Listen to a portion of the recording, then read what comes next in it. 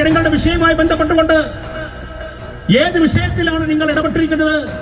ഇവിടുന്ന് പോകുമ്പോ നിങ്ങൾ പറഞ്ഞ ഓരോ കാര്യങ്ങളെടുത്ത് നിങ്ങൾ മറിച്ച് ഒന്ന് നോക്കണം. ഏത് വിഷയത്തിലാണ് നിങ്ങൾ എടുത്തു വെച്ചിരിക്കുന്നത്?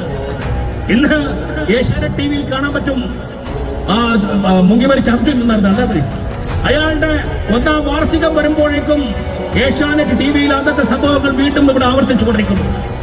ലക്ഷദ്വീപിൽ എത്ര മരണങ്ങൾ സംഭവിച്ചു കഴിഞ്ഞു മനസ്സിലാക്കി. ചെത്രാത്ത് ദ്വീപിലെ ആറ്റുമോൻ അദ്ദേഹത്തെ കാണാതായി. ആ കുടുംബം ഇന്ന് ഹൈക്കോടതിയിൽ പോയിക്കൊണ്ട് ആ കുടുംബത്തിന് ന്യായം ലഭിക്കാൻ വേണ്ടി എന്തെങ്കിലും കോമ്പൻസേഷൻ ലഭിക്കാൻ വേണ്ടി കോടതിയിലേക്ക് പോകേണ്ട അവസ്ഥ.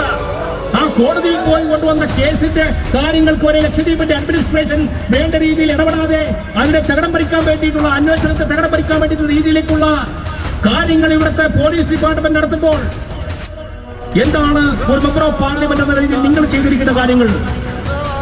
ഇവിടെ ഗിരിക്കോയ് ദ്വീപിൽ ഹബ എന്ന് പറയുന്ന ഒരു സ്ത്രീ ബോട്ടപകടത്തിൽ മരണപ്പെടുകയുണ്ടായി. ഏത് രീതിയിലുള്ള കോമ്പൻസേഷനാണ് നിങ്ങൾ കൊടുത്തത്? ഓരോ വിഷയങ്ങൾ എടുത്തു നോക്കിക്കഴിഞ്ഞാൽ നിങ്ങൾ എടുത്തു നോക്കുക ഏത് രീതിയിലുള്ള മാറ്റമാണ്.